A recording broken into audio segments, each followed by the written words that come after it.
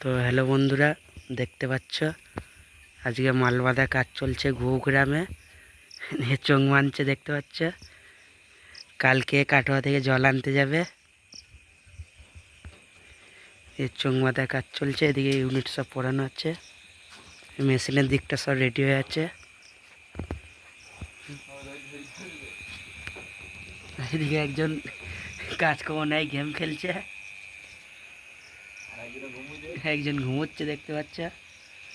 Machine সব ready, DG উঠে গেছে, মাল বাঁধার কমপ্লিটের দিকে, শেষের দিকে দেখতে পাচ্ছ। চঙ্কুটা বাঁধলেই হবে।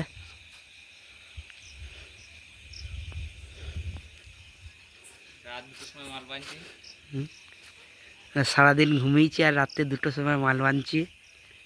সারাদিন ঘুমিয়ে নিয়েছি।